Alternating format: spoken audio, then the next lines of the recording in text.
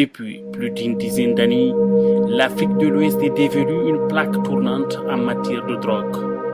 La valeur monétaire des échanges est estimée à près d'1,5 milliard par an. La Guinée n'échappe pas à cette réalité de la sous-région sur les drogues. Ce fléau détruit aujourd'hui les jeunes, sape l'élan du développement des nations. C'est pourquoi il faut une approche holistique, une approche globale qui intègre l'engagement de tous les acteurs pour venir à bout de ce fléau. En Guinée, pour mener à bien les opérations de lutte contre ce phénomène, le gouvernement a créé un service spécial rattaché directement à la présidence de la République et une direction générale de l'Office central antidrogue. Si la Guinée était hier la plaque tournante du trafic international de drogue en Afrique de l'Ouest, aujourd'hui nous sommes devenus un barrage international à cause de tout ce que nous avons fait entre 2016 et 2017, pour ne parler que ces 2 années seulement. En 2016, on a fait 195 kilos de cocaïne saisie dans 3 navires en provenance du Brésil et d'une valeur marchande, si c'est vendu en euros, de près de 129 millions d'euros. Et c'est pour dire simplement que nous avons affaire aux gens immensément riches, et puissamment armés, qui ont des moyens suffisants pour corrompre n'importe quelle administration, comme c'était le cas en Guinée ici, il y a le temps.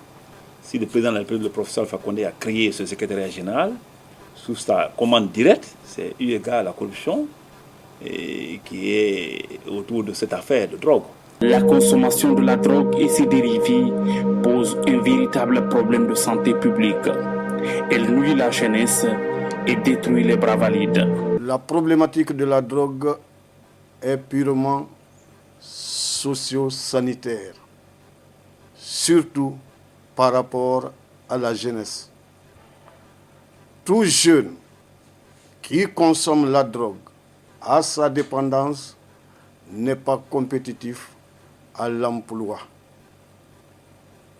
Ainsi, je fais appel à tous les parents, les encadreurs, au niveau de toutes les structures socio-administratives pour la participation effective en matière de lutte contre la drogue, surtout dans le domaine préventif.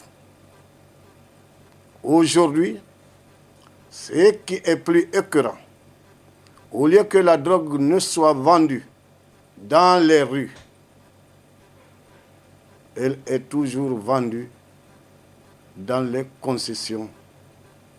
C'est ce qui dénote une faiblesse de caractère des parents ou un désengagement total des parents par rapport à l'encadrement et à l'éducation des enfants. Cette problématique présente un risque très élevé pour les États de la sous-région ouest africaine où les usagers exercent leur commerce.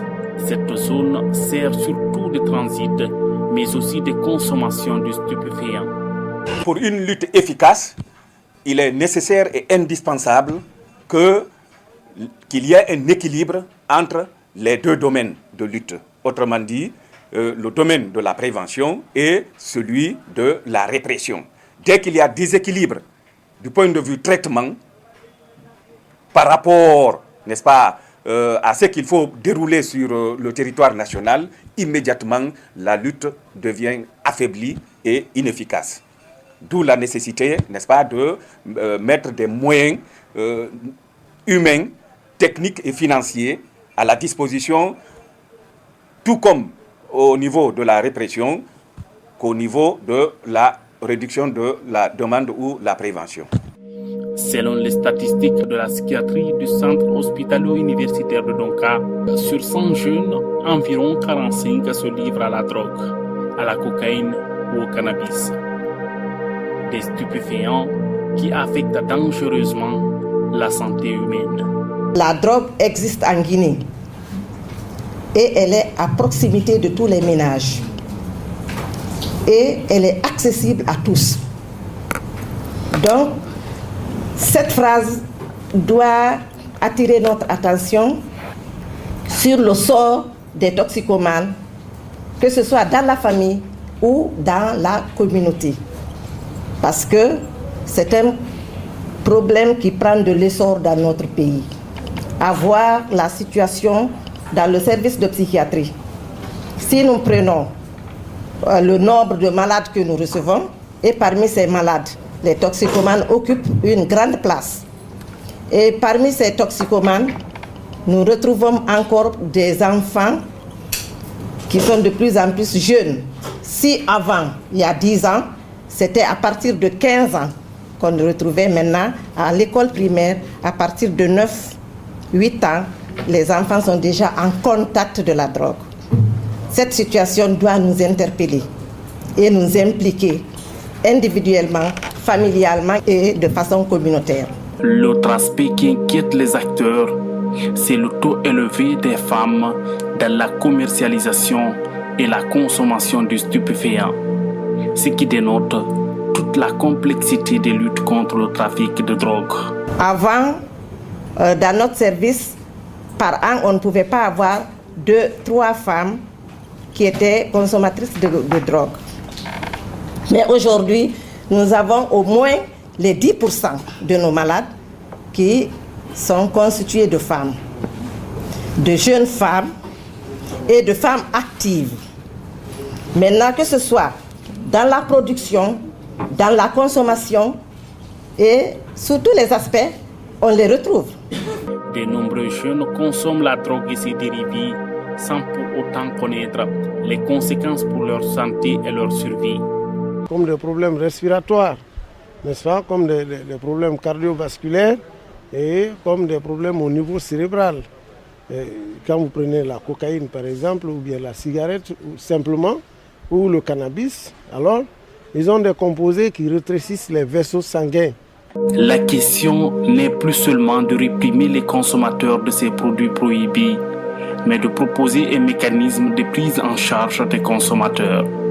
Selon les spécialistes de la psychiatrie du centre hospitalo-universitaire de Donka, la répression doit se faire dans les normes. Les consommateurs de substances psychoactives ne doivent pas être stigmatisés. Parce que la consommation des substances psychoactives est un problème de santé qui doit être pris en compte comme les autres problèmes de santé. Parce que ce n'est pas tout le monde qui consomme. Ceux qui consomment, on doit se poser la question pourquoi ils consomment. Au lieu de les stigmatiser, de les rejeter, mieux vaut les approcher si nous voulons les aider, les approcher afin de comprendre pourquoi ils consomment. Lorsqu'on ne peut pas, on s'adresse aux spécialistes, aux médecins de façon générale, parce que tous les médecins sortis des facultés de médecine ont eu des cours sur la toxicomanie, sur la consommation des substances psychoactives. Donc, ils peuvent vous aider à comprendre pourquoi les gens consomment. Le constat démontre que la drogue est plus disponible à l'intérieur du pays que Conakry. Cette situation est due à plusieurs facteurs. Au village, nos vieux parents ne connaissent pas ces substances.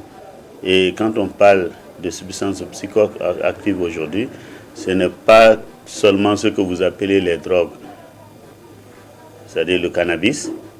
C'est une infime partie des substances consommées aujourd'hui. Il y a des médicaments qui sont détournés de leur usage habituel et qui constituent des substances psychoactives qui entraînent les mêmes problèmes que les produits que tout le monde, que nous connaissons habituellement. Tous les tranquillisants, de plus en plus, sont utilisés par les jeunes pour se défoncer. Même le cannabis, dans les villages, les gens cultivent pour se faire de l'argent. Mais malheureusement, il n'y a pas de policiers, il n'y a pas de gendarmes. Les parents qui peuvent les interdire ne connaissent même pas ces substances. Sans compter qu'il y a des plantes connues traditionnellement autour desquelles il y avait tout un secret. Vous savez, de plus en plus, il n'y a plus de secrets que les enfants ont découvert, qui utilisent actuellement et qui sont hautement toxiques.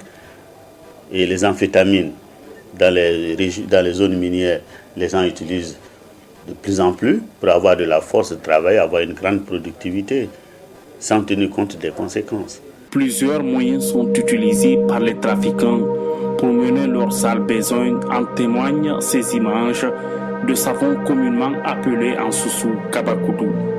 En 2005, les spécialistes de la question des drogues en Guinée ont mené des études sur les causes et les conséquences de ce produit. Il ressort que les 1231 malades recensés à l'hôpital, la majorité avaient des troubles mentaux liés à la consommation de drogue.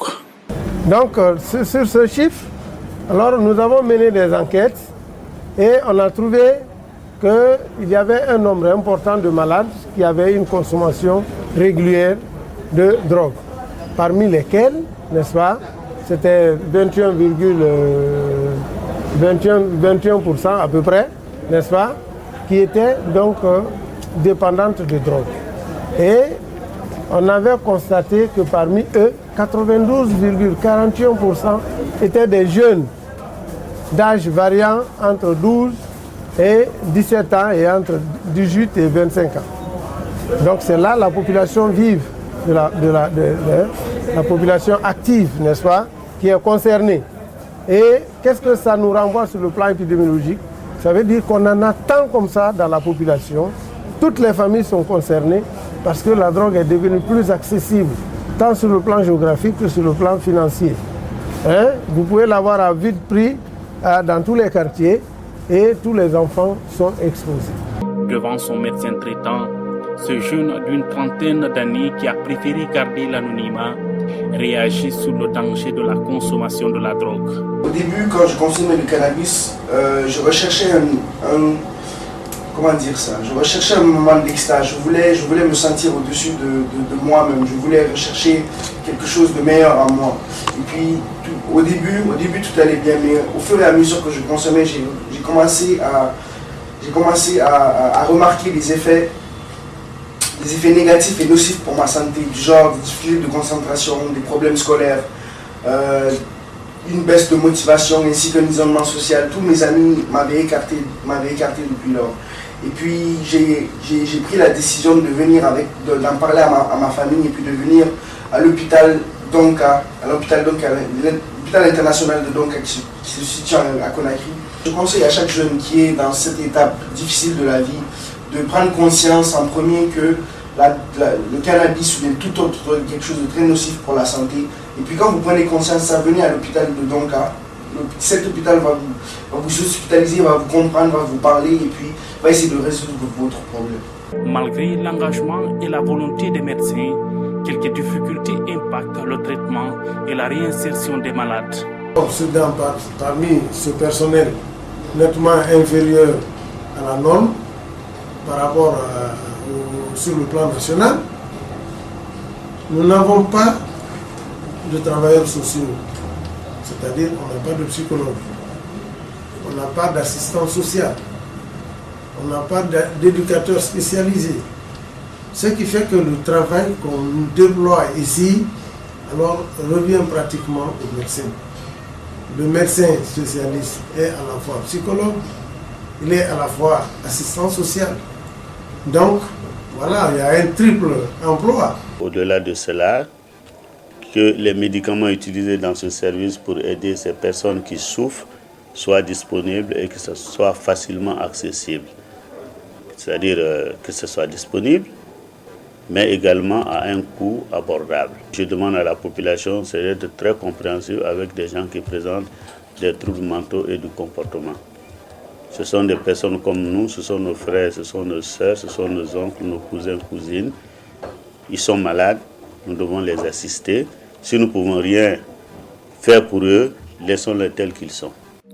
Depuis son installation en Guinée, la Fondation Osiwa ou l'initiative des sociétés ouvertes en Afrique de l'Est œuvre pour la gouvernance dans les pays membres. Elle appuie également la société civile pour l'atteinte des objectifs en termes de lutte contre la drogue. Le projet avec le Rajgi, donc le projet de participation de la société civile dans la réforme et la prévention, du moins la réforme des politiques en matière de drogue, concerne donc une étude qui va être menée pour évaluer la loi sur les drogues en Guinée. Vous n'êtes pas sans savoir que les politiques en matière de drogue, les lois en matière de drogue dans nos pays sont beaucoup plus criminelles. Et il se trouve qu'il y a des études récentes qui prouvent que le problème de drogue, c'est beaucoup plus un problème de santé et il doit être évalué, analysé et traité sur l'aspect santé. Donc nous allons essayer de faire une revue des textes de loi qui existent et essayer de faire des propositions concrètes sur la façon de faire avancer cette problématique, notamment en s'appuyant beaucoup plus sur l'aspect médical, sur l'aspect santé. Les acteurs de la société civile s'activent auprès des autorités et ses partenaires pour la prévention de ce phénomène néfaste. Jusque-là, quand on disait que quelqu'un consomme, la police ou la gendarmerie qui arrête quelqu'un, on dit qu'il a consommé, on le prend, on l'amène en prison. Et puis ça s'arrête là. Mais on a la nouvelle loi prévoit ce qu'on appelle l'injonction thérapeutique. Le procureur de la République dit au consommateur, monsieur, eh bien, vous acceptez de vous soumettre au traitement ou je vous mets en prison. Alors, si il dit, j'accepte de me soumettre au traitement, on le laisse en liberté, on le confie à un médecin agréé, n'est-ce pas, pour le traitement des psychotropes, n'est-ce pas, et il est tenu de s'y soumettre. S'il refuse de s'y soumettre, eh bien, le contrat est violé et se retrouve en prison. Aussi bien dans la prévention que dans le traitement, la société civile intervient. Ce sont les pouvoirs publics qui interviennent en matière de répression. Au cours de plusieurs rencontres comme celle-ci organisée par le Rajgi, il est question de partager les idées et les expériences, mais surtout de procéder à la révision du projet de Code de Guinée sur la drogue, ce conformément aux recommandations de la dernière session extraordinaire de l'Assemblée générale des Nations unies sur la drogue. Pour ce faire, l'approche préventive est privilégiée. Puisque la lutte contre la drogue n'est pas seulement répressive. C'est pourquoi moi je salue beaucoup cet atelier. Elle doit être d'ailleurs plus préventive que répressive. La société civile est la mieux indiquée par rapport, n'est-ce pas, à l'éducation préventive en matière de drogue. Information, sensibilisation. Donc, à côté de la structure nationale de coordination du domaine de la réduction de la demande, donc la prévention, le traitement, la réinsertion, la société civile a effectivement sa place. En Guinée, plusieurs acteurs de la vie nationale font de cette problématique une préoccupation majeure. Il s'agit par exemple du réseau Afrique-Jeunesse de Guinée Rajgi. Cette organisation de la société civile fait de cette lutte un véritable combat de titans. La politique en matière de drogue aujourd'hui est obsolète. Il faut des réformes. Il faut que la lutte contre la drogue soit prise aussi sur l'angle de la santé publique. Aujourd'hui, il n'y a pas de politique de réinsertion. Il n'y a pas de politique de prise en charge des consommateurs de drogue. Et cela vraiment constitue un frein. Parce que, laissez-moi vous dire, certes, si il y a des efforts à fournir pour traquer les trafiquants, pour les mettre hors d'état de nuit, il y a un autre effort à fournir pour véritablement sauver les jeunes, sauver les enfants de cette addiction à la drogue à travers le traitement, à travers l'insertion socio-professionnelle. Des résultats sur la révision du Code guinéen sur la drogue sont attendus. Ils seront présentés à l'Assemblée nationale pour examen et adoption. En attendant, la lutte contre la drogue demande une conjugaison d'efforts de tous les acteurs. La réduction des risques, la prévention et la sensibilisation doivent être intensifiées et priorisées. Ensemble, luttons contre la drogue.